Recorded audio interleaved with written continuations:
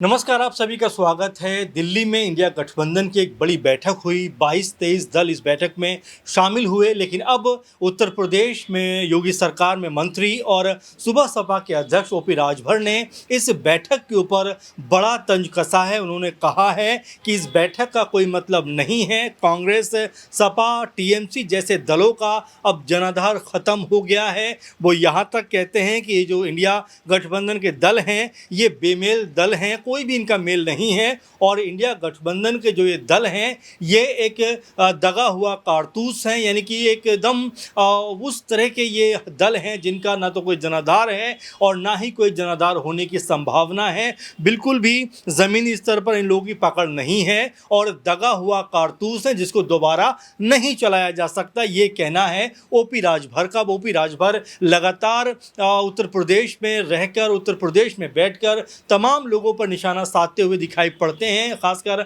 अखिलेश यादव और सपा को लेकर तो उनकी भाषा शैली जो है वो एक अलग लेवल की नज़र आती है, एक अलग अंदाज में दिखाई पड़ती है। और यहाँ पर भी वो इसी तरह से ये बात कहते हुए दिखाई पड़ते हैं कि क्या जो अखिलेश यादव हैं, ममता बनर्जी को क्या बंगाल के अंदर वोट दिला पाएंगे? क्या ममता बनर्जी अखिलेश यादव को उत्तर प्रदेश के अंदर वोट दिला पाएंगी? उनका सीधा सीधा कहना ये था कि जितने भी ये दल बने हैं, इनका कोई मेल नहीं है, बेमेल हैं। और अगर एक दूसरे का सपोर्ट करने अगर उनके राज्य में पहुंचते भी हैं, तब भी कोई बहुत बड़ा फर्क पड़ता हुआ दिखाई नहीं पड़ता। जिस तरह का हशर ममता बनर्जी का वेस्ट बंगाल में हुआ है, उसी तरह का हशर उत्तर प्रदेश में अखिलेश यादव का होता हुआ दिखाई पड़ेगा।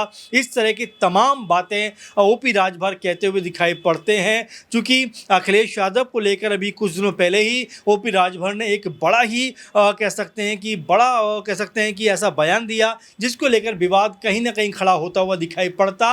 लेकिन सपा की तरफ से इस तरह के बयानों पर, यानी ओपी राजभर के बयानों को लेकर कोई विशेष प्रतिक्रिया नहीं दी जा रही। और इसी वजह से लगातार ओपी राजभर शायद समाजवादी खेमे को या अखिलेश यादव को भड़काने का काम कर रहे हैं। आपको पता होगा, परसों वो एक ट्वीट करते हैं 6 जून को, और उसमें एक चीज़ वो कहते हैं कि कुछ याद आया। वो कहते हैं 6 जून 2013 को इलाहाबाद हाई कोर्ट ने सपा को फटकार लगाते हुए कहा था कि 2007 में लखनऊ, वाराणसी और फैजाबाद में आतंकियों ने धमाके करके 16 लोगों की जान ली थी और इसमें 60 लोग घायल हो गए थे। और इस बात को लेकर कड़ी फटकार जो है इलाहाबाद हाई कोर्ट ने अखिलेश यादव या सपा सरकार की लगाई थी। बल्कि ये तक कहा था ओपी राजभर ने कि उनको रगड़ दिया। इस तरह के शब्दों का इस्तेमाल ओपी राजभर करते हुए दिखाई पड़े थे और इसको लेकर भी तमाम तरह के लोगों ने आपत्ति जताई थी। आखिर किस तरह के शब्दों का इस्तेमाल ओपी राजभर करते हुए दिखाई पड़ते हैं, और यही वजह है कि जिस तरह की उनकी भाषा शैली है वो लगातार अखिलेश यादव पर निशाना साधते हैं। वो कहते हैं कि मुसलमान समुदाय से अगर कोई मरता है तो अखिलेश यादव की आवाज़ तुरंत बुलंद हो जाती है। अगर यादव समुदाय से कोई किसी की हत्या या किसी की जान चली जाती है तो अखिलेश यादव बड़े मुखर होकर बोलते हुए दिखाई पड़ते हैं। लेकिन दूसरे समुदायों में अगर किसी की भी डेथ हो जाए, मौत हो जाए, हत्या हो जाए, अखिलेश यादव के मुंह से कुछ भी नहीं निकलता, बल्कि चुप्पी साधे हुए दिखाई पड़ते हैं। इस तरह की बातें ओपी राजभर कहते हुए दिखाई पड़े हैं। और इतना ही नहीं, इससे पहले उन्होंने यहाँ तक कहा कि जिस तरह से हम क्राइम की बात करें तो उत्तर प्रदेश में 95% जो अपराध होता है उसमें यादव समुदाय के लोग कहीं ना कहीं इन्वॉल्व दिखाई पड़ते हैं। यादव समुदाय के जो लोग हैं वो इस पूरे के पूरे अपराध में दिखाई पड़ते हैं। यानी कि एक समुदाय को जिस तरीके से ओपी राजभर ने साधा, जिस तरह से उनके ऊपर जो है ये टिप्पणी की है, उससे भी यादव समुदाय के लोग काफ़ी ज़्यादा खफा दिखाई पड़े। आपको बता दें कि वो यहाँ तक कहते हुए दिखाई पड़े थे बीते दिनों कि सपा का गढ़ आतंकवाद की जड़। अखिलेश सरकार में 1000 दंगे हुए, ये तक कहते हुए दिखाई पड़े। और जो हाल बंगाल में टीएमसी का हुआ, वही हाल सपा का उत्तर प्रदेश में होगा। और इस तरह की तमाम सारी बातें जो है ओपी राजभर कहते हुए दिखाई पड़े थे। अब यहाँ पर बड़ा सवाल बन जाता है कि 2013 का जिक्र ओपी राजभर ने अपने इस ट्वीट में परसों किया था, लेकिन वो फिर ये क्यों भूल जाते हैं जब इतना ख़राब सपा सरकार का प्रबंधन था, इतना ख़राब सपा सरकार ने काम किया, तो आखिर में 2022 में ओपी राजभर ने सपा के साथ में गठबंधन क्यों किया, ये अपने आप में बड़ा प्रश्न बन जाता है। और 2022 में अखिलेश यादव के साथ रहकर चुनाव लड़ा और योगी और मोदी जी को लेकर जिस तरह की भाषा शैली ओपी राजभर की रही थी वो भी किसी से छुपी हुई नहीं है, क्योंकि सीएम योगी को लेकर जिस तरह की भाषा का प्रयोग किया गया वो बेहद आपत्तिजनक कहा जा सकता है।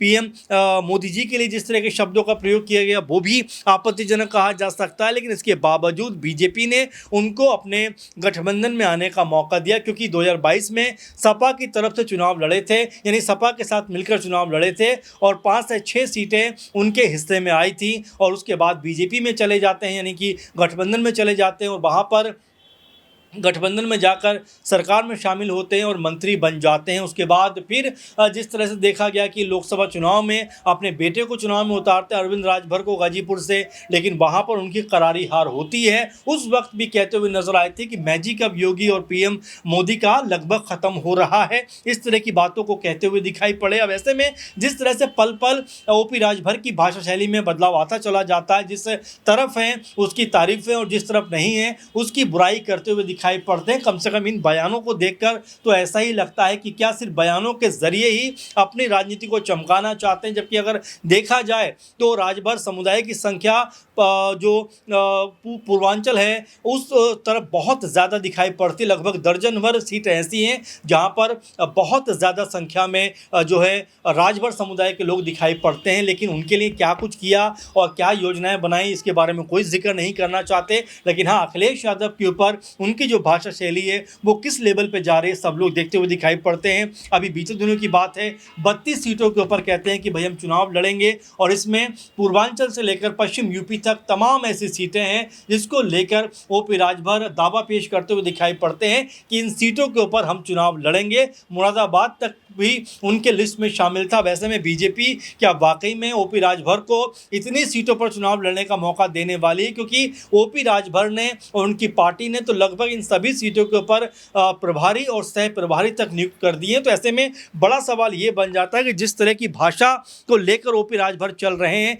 क्या वो राजभर समुदाय को खुश करने के लिए इस तरह की बातों को कर रहे हैं या फिर कोई पुरानी रंजिश है जिसका बदला अखिलेश यादव से वो लेना चाहते हैं। क्योंकि उनके बयानों में आप देखेंगे तो लगभग 90% जो बयान है वो अखिलेश यादव के खिलाफ ही दिखाई पड़ते हैं। ऐसे में लगता है कि क्या टारगेटेड एक जो हमला वो करते हुए दिखाई पड़ रहे हैं, क्या एकमात्र अखिलेश यादव ऐसे नेता हैं जिसको लेकर वो निशाना साधते हुए दिखाई पड़ते हैं। बीएसपी के बारे में बात करें तो बीएसपी के बारे में कहते हैं कि इस समय अगर विपक्ष की बात की जाए तो केवल मायावती जो है सबसे मजबूत दिखाई पड़ती हैं। अब जरा मायावती को भी आप देख लें, अगर हम 2022 की 17 की बात करें तो 20-22% वोट बैंक था उनके पास में और ये 2022 तक आते आते महज 10 से 12% रह जाता है। 2024 के चुनाव में ये जो वोट बैंक है वो घटकर जो है वो 8 से 9% रह जाता है, यानी कि लगातार उनका कद कमज़ोर हुआ है और मायावती के तमाम सारे नेता दूसरे दलों में शामिल हो गए। लेकिन उसके बावजूद भी आप देखेंगे अखिलेश यादव जिनके 2024 में 37 लोकसभा सांसद जीते हैं, 108-9 के आसपास उनके विधायक इस समय मौजूद हैं। मायावती जी का महज एक विधायक उत्तर प्रदेश में मौजूद है, सांसद तो एक भी नहीं, लेकिन उसके बावजूद ओपी राजभर अब मद में चूर नजर आते हैं और यहाँ पर कहते हैं कि सबसे मजबूत जो विपक्ष में उनको मायावती जी नजर आती हैं। अब ये उनका नजरिया हो सकता है, लेकिन जिस तरह से वो सिर्फ एक तरफ बयानबाजी कर रहे हैं और जिस तरह से अब उन्होंने इंडिया गठबंधन को लेकर कहा है कि ये पूरी तरह से फेल हो चुका है, कोई जनाधार नहीं है, कोई मजबूती नहीं है और इंडिया गठबंधन एक दगा हुआ कारतूस है जिसको दोबारा इस्तेमाल नहीं किया जा सकता, इस तरह की बातें ओपी राजभर करते हुए दिखाई पड़ रहा है। वैसे में बड़ा सवाल ये बन जाता है कि ओपी राजभर की जो ये बयानबाजी है इसका मायना क्या है, क्या आखिर वो हासिल करना चाहते हैं। सिर्फ अखिलेश यादव के खिलाफ ही वो क्यों इस तरह से बयानबाजी कर रहे हैं, क्यों उनको बारंबार निशाना साधते हुए दिखाई पड़ते हैं। और ऐसे में जब लगातार चुनाव का माहौल बनता हुआ दिखाई पड़ता है,